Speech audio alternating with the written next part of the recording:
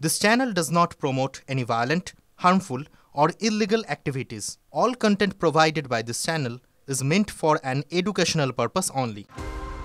সীমান্তে কাঁটাতার দেওয়া নিয়ে কম অশান্তি হয়নি। রাজ্যের একাধিক জায়গায় ফেন্সিং দেওয়া নিয়ে বিএসএফকে বাধা দিয়েছে বিজিবি। তবে এগিয়ে এসেছেন গ্রামবাসীরা। এবার গাইঘাটা সীমান্তে ফেন্সিংয়ের জন্য জমি অধিগ্রহণ নিয়ে গাইঘাটায় ব্লক আধিকারিকদের সঙ্গে বৈঠক বিএসএফের।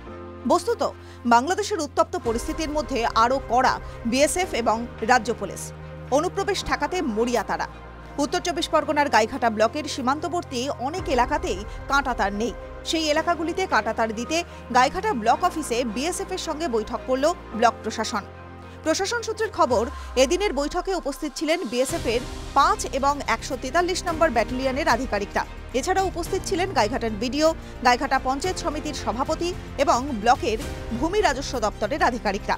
গাইঘাটার বিডিও নীলাদ্রি সরকার বলেন, রামনগর এবং ঝাউডাঙ্গা গ্রাম পঞ্চায়েতের মধ্যে সীমান্ত পড়ছে। এই এলাকায় কাঁটাতার দেওয়ার জন্য প্রায় 100 একর জমি নেওয়া হবে। জমি নিয়ে কোনো সমস্যা নেই, জমি কেনার কাজ শুরু হয়েছে।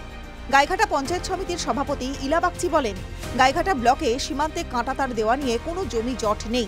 ফেব্রুয়ারি মাসের মধ্যে জমি মাপা হয়ে যাবে।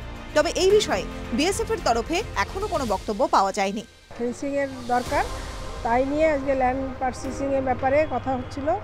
অনেক যারা জমি বিক্রি করবে তাদের কাছ থেকে এনওসি নেওয়া, সেই জন্যই বসা হয়েছে। আমাদের সঙ্গে ছিলেন আমার বিডিও সাহেব, সহসভাপতি, আমার কর্মাধ্যক্ষ ভূমির, এবং ছিলেন আমাদের জেলার থেকে যে ল্যান্ড পারচেসিং অফিসাররা এসেছেন তারা ছিলেন, বিএসএফ এর সমস্ত অফিসাররা ছিলেন। তাদের নিয়ে আজকে বসা হয়েছে। অনেকটা জায়গায় দেখা যাচ্ছিল যে জমি জটের একটা প্রবলেম দেখা দিচ্ছিল, সেটা মিটে গিয়েছে। আমরা বেনিফিশিয়ারি নিয়ে আগের দিন মিটিংও করেছিলাম, তাদের সেই সমস্যা মিটে গেছে, তারা এনওসি দিতে রাজি হয়েছে। টিভি9 বাংলা ডিজিটাল।